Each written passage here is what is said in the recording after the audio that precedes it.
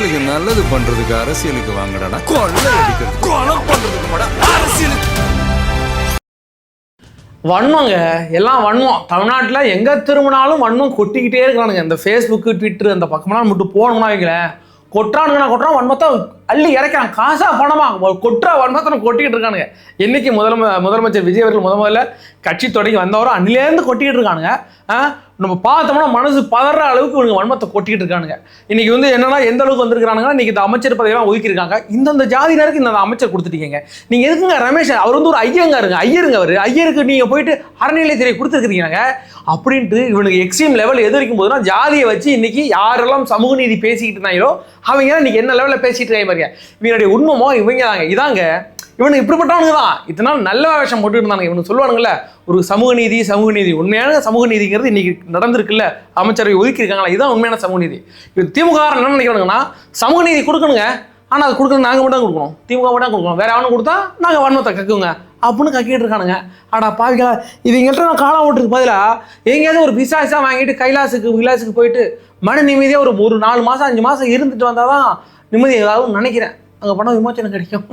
அப்படியாக தான் இருக்கிறது. அதே போல் தற்போது எதுக்கு எடுத்தாலும் ரூட்டு மாஃபியா. தாவேக்காவில் எது நடந்ததுன்னா ரூட்டு மாஃபியாவே என்ன போயிட்டான்னா, இன்னைக்கு தாவேக்கா ஆட்சி பிடிச்சதுக்கு காரணமே ரூட்டு மாஃபியா தான்ட்டானுங்க. இன்னைக்கு என்னன்னா ஜெகதீஷ் அவர் தான் இந்த ரூட்டோட நிறுவன தலைவர். அவர் இப்படி கையை அசைச்சாருங்களேன் 100 பிள்ளை செத்து போயிடுமா, இன்னைக்கு குழந்தைங்களாம் செத்து போயிடுமா. அந்த அளவுக்கு நம்ம வீட்டு பிள்ளைங்க அவர் தான் கண்ட்ரோல் வச்சிருக்கிறாராம். அவர் யாரு என்னதான்டா ரூட்டு மாஃபியா போட்டு வளர்த்திக்கிட்டு இருக்கிறானுங்க அப்படின்னு பார்க்கறது முன்னாடி இதெல்லாம் யார் சொன்னான்னு கேட்டீங்கன்னா, நம்ம மாறிதான் செய்ய ஒரு ஸ்கிரீனை மட்டும் மாட்டிக்கிட்டு இப்படி கையமைச்சிக்கிட்டு இதுக்கு காரணம் திமுக தாங்க, இந்த காசு வந்து இதுக்கு காரணம் திமுக தாங்கன்னு போன வாட்டி சொல்லிட்டு இருந்தாப்புல, இந்த வாட்டி இதுக்கெல்லாம் காரணம் ரூட்டு மாஃபியா தாங்க அப்படின்னு புது உருட்டு ஆரம்பிச்சிருக்காரு. அது போக என்ன சொல்றாப்புன்னா, 100 இளைஞர்களை கொடுங்க, நான் அந்த தாவேக்காங்கிற கட்சியை சுக்குநூறாக ஆக்கிறேன்ட்டாப்புல. 100 இளைஞர்கள் என்கிட்ட கொடுத்து எனக்கு ஒரு ஆஃபீஸ் போட்டு கொடுத்தீங்கன்னா டீ போட்டு குடிச்சிட்டு உட்காந்துருப்பீங்க. என்னடா பண்ணுவீங்க, இந்த கட்சியே கலைச்சி விட்டுறாப்புல. இவர் பெரிய விவேகானந்தர் 100 இளைஞர்களை கொடுங்கல, அது விவேகானந்தர்னால் 100 இளைஞர்கள் கொடுங்க, நான் புதிய இந்தியாவை மாற்றித்தரேன்னு சொல்றாரு. இவர் கட்சியை கலைச்சி விடுறாராம், ஆட்சியாக கலைக்க வராங்களாம். சரி என்ன நடந்துகிட்டு இருக்கு அப்படிங்கிறத விரிவாக பார்க்கலாம் வாங்க, வீடியோவில் போகலாம். நான் உங்கள் எங் தாத்தா.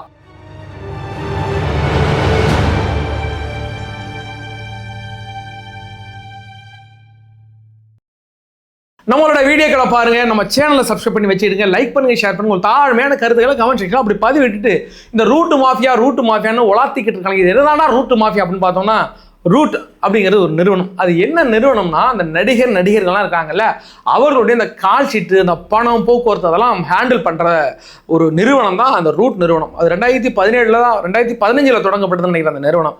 அது என்னும் இல்லை, இப்போ நான் ஒரு ஹீரோன்னு வச்சுங்களேன், சும்மா வச்சுக்கிட்டு நான் ஒரு ஹீரோ, இப்போ என்னால் எல்லா டேட்டும் பார்க்க முடியாது, எனக்கு ஒரு மேனேஜர் வேணும், நான் இன்னொரு படத்தை நடிச்சுக்கிட்டு இருப்பேன். இப்போ நான் என்ன பண்ணுவேன்னா, இப்போ ரூட் இருக்காப்புல ஜெகதீஷ் இருக்காப்புல, அவர்கிட்ட சொல்லுவேன், நீங்கள் என்னோட எல்லாத்தையும் நீங்கள் மேனேஜ் பண்ணிவிடுங்க. அவர் என்னன்னா எல்லா ப்ரொடியூசர்ட்டையும், இப்போ நான் ஒரு படம் எடுக்கிறேன், அந்த ப்ரொடியூசர் அவர் கான்டாக்ட் பண்ணி, நான் தான் எங் தாத்தாவுடைய மேனேஜரு, அவருடைய டேட்டெல்லாம் நான் சொல்கிறேன், என்ன அமௌண்ட்டு நான் சொல்லிட்டு என்ன அமௌண்ட்டுன்னு அவர் அமௌண்ட் வாங்கி என்கிட்ட கொடுத்துருவார்.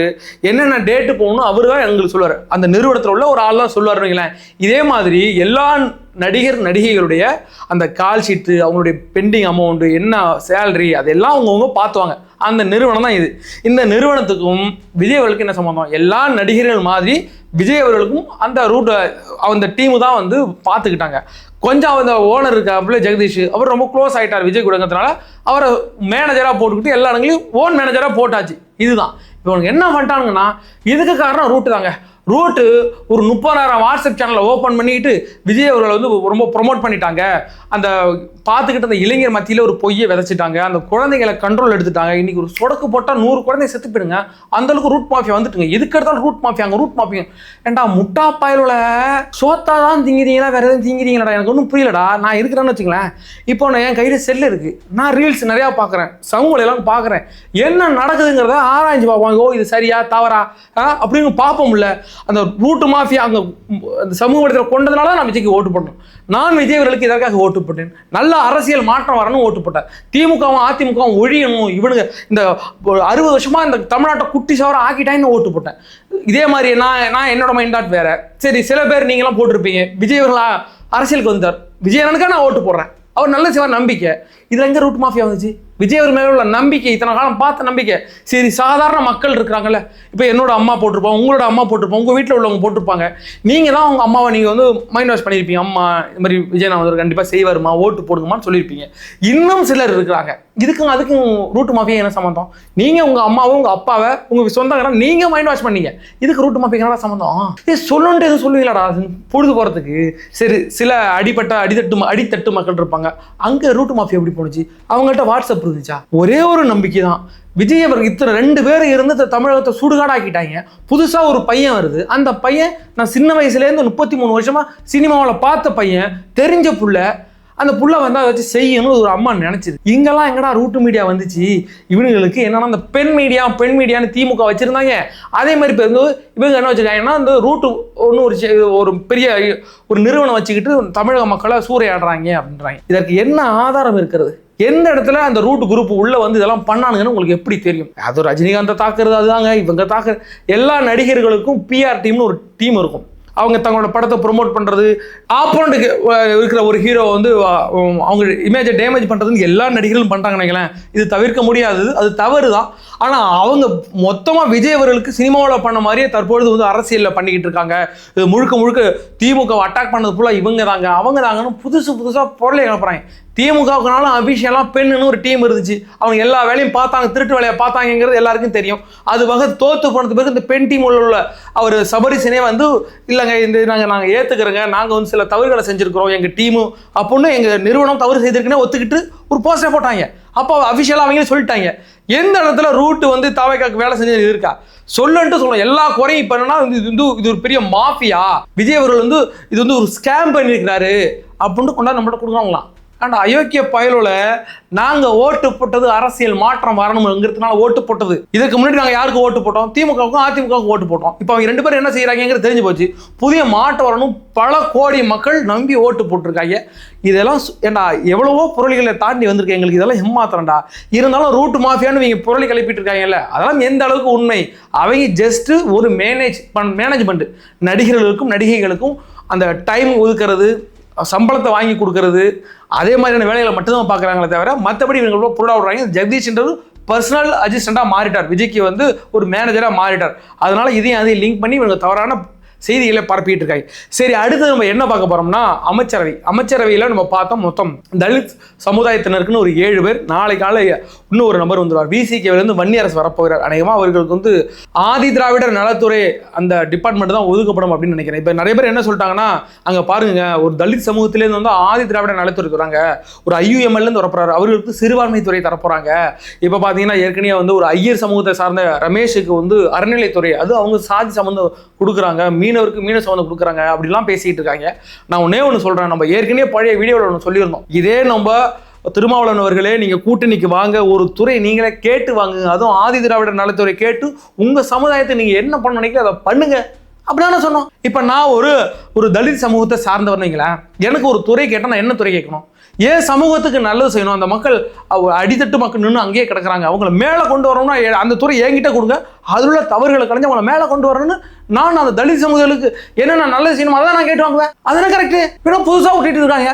நான் ஒரு மீனவர் சமுதாயத்தை சார்ந்தவன், நான் என்ன ஒரு துறையை கேட்டு வாங்கணும்? மீனவர் வளத்துறையை கேட்டு நான் வாங்கணும். மீனவர் சமுதாயத்துக்கு நான் என்னென்ன பண்ணணும் எனக்கு தெரியும். நான் ஒரு மீனவராக இருந்தா, நான் மீனவர் சமுதாயத்தில் நான் வந்திருந்தா, அப்போ எனக்கு தெரியும் அங்கே என்னென்ன பிரச்சனை இருக்குது, அங்கே மீன்பிடி காலம் எந்தெந்த நேரங்களில், தடைக்காலம் எங்கெங்க, தடைக்காலங்களில் அந்த மீனவர்களுக்கு என்னென்ன வழங்கணும், மானியத்தில் போட்டு வழங்கணுமா, போட்டுக்கு பெட்ரோல் டீசல் வழங்கணுமா, அதெல்லாம் எனக்கு நல்லா தெரியும். நான் ஒரு மீனவராக இருந்தா அப்போ அந்த துறையை கேட்டு வாங்குறதானே கரெக்டாக இருக்கும், அந்த துறையை எனக்கு ஒதுக்குறதானே கரெக்டாக இருக்கும். இப்போ அறநிலையத்துறையில் நீங்கள் வந்து ரமேஷை போட்டுட்டீங்க.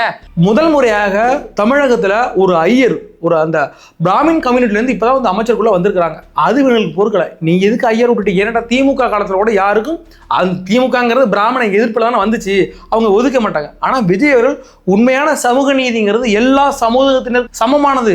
அது எப்படி நீங்கள் வந்து ஒரு பிராமணை மட்டும் ஒதுக்குறீங்கன்ட்டு இந்த அறநிலைத்துறையை ஒதுக்கிறாங்க. எதுக்கு ஒரு பிராமின் சமூகத்தில் ஒதுக்குறா? அவர் ஒரு பிராமின் சமுதாயத்தை சார்ந்தவர்னா அவருக்கு நல்லது கிட்ட தெரியும், என்னென்ன பண்ணணும்.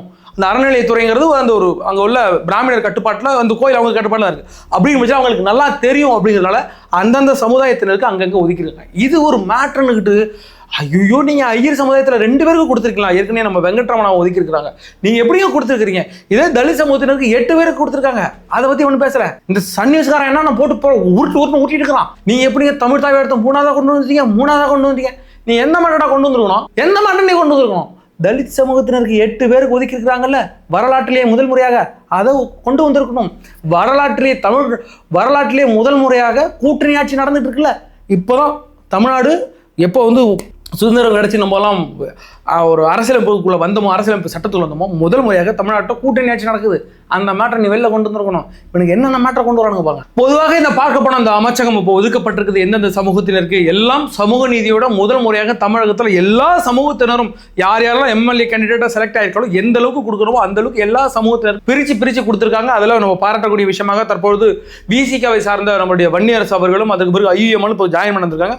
அவங்க நேரடியாக அந்த அமைச்சர் அந்த பொறுப்புக்குள்ள வரும்போது அவங்க ஆட்டோமேட்டிக்காக என்ன வருவாங்கன்னா கூட்டணிக்குள்ள வந்துடுவாங்க. இப்போ ஒட்டுமொத்தமாக திமுக கூட்டணிங்கிறது சிதறண்டு கிடக்கிறது.